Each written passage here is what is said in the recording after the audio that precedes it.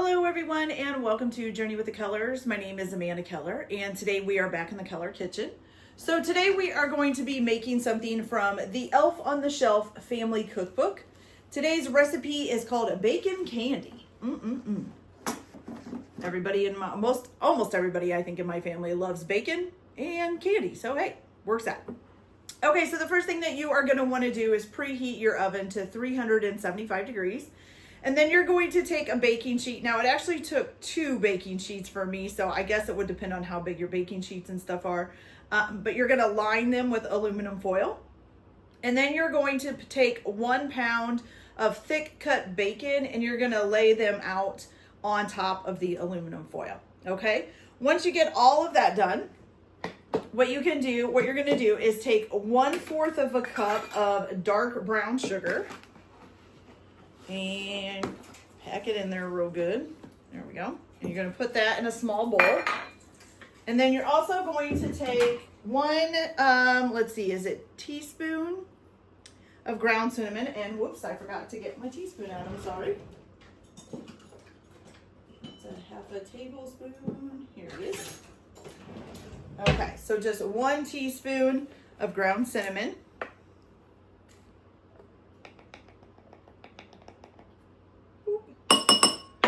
Okay, and you're just going to mix that up together real good using a fork.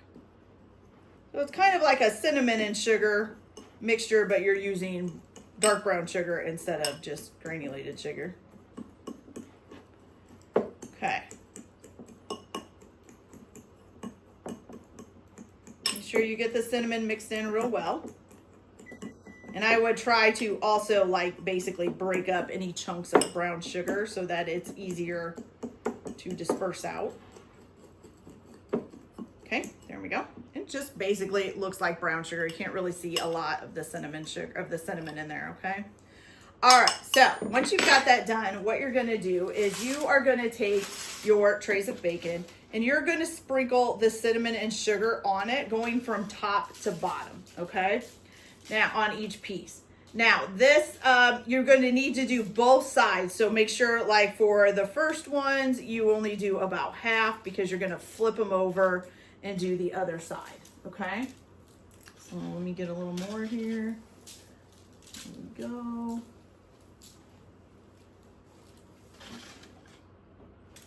And here we go. Okay. So once you've got them nice and covered, well, not covered, but once you've got it all on the bacon, you're just going to use your fingers and you're going to kind of press it down in there and pat it on there so that they've got a good, it's nice and stuck on there and it's not going to come off too much, okay? You see some of these don't really have a whole lot on them, so let's put some more on them there, okay? Once you're going to kind of rub it in, got a big chunk there, break that up, rub it into the bacon, okay? Then once you get that done, you're going to flip them over to the other side and you're going to do it again, okay? I'm just going to do this one pan for now. I'll do the other one after I show you guys what to do, okay?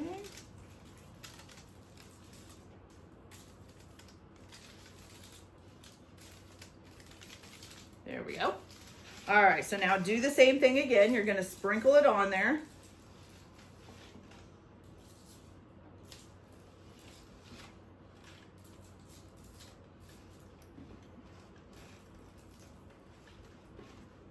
And make sure I leave enough for the other pan.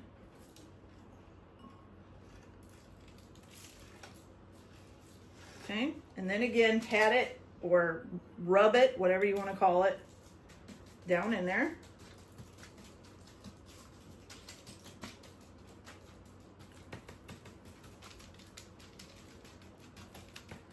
Okay, then once you've got that all done, you're basically going to spiral these. So you're going to take them and twist them into nice little candy twists, okay? And then once you've got all of these twisted up and ready to go, then you're going to stick them in the oven at 375 degrees and you're going to bake them until the sugar is bubbly and the bacon is crispy. It says it should take about 15 to 20 minutes. I find a lot of times with bacon, it kind of varies. So it may take the 15 to 20 minutes. It may take a little bit longer, just to let you know. Once they are done, you can take them and put them out on a serving tray.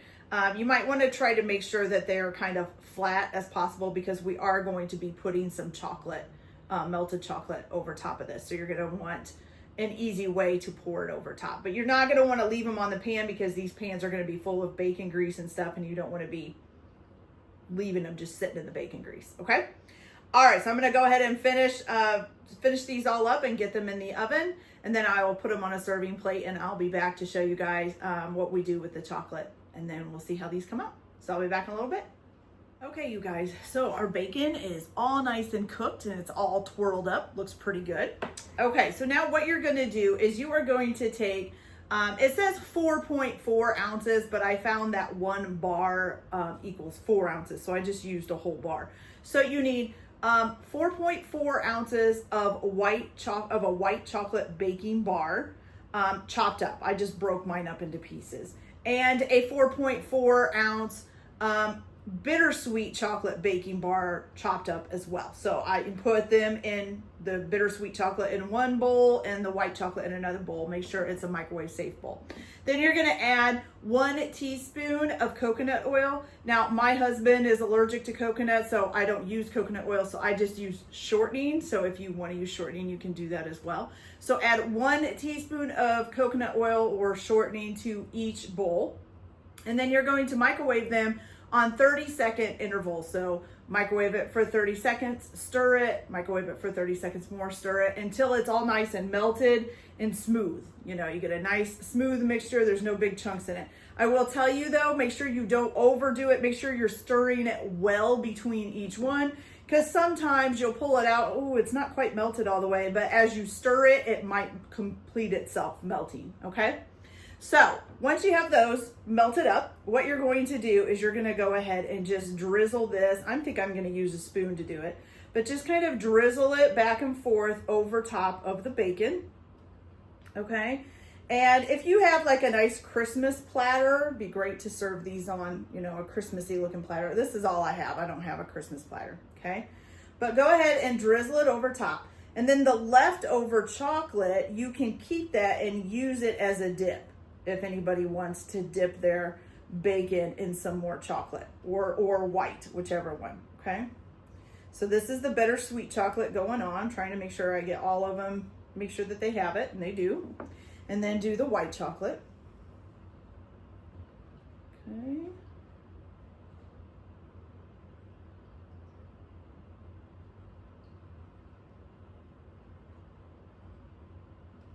Looks good, you guys.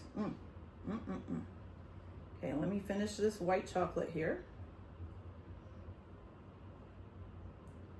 Now I'm trying not to do too much on there, because I don't want it like gobs and gobs of chocolate on there. That's just too much. Okay, so there it is, all nice and finished. Doesn't that look good? It does look really good. Okay, so I want to give this a piece, but I don't want to try a whole piece. I just want to try a little bit. So let's just tear off a piece here on the end, and let's see how it tastes.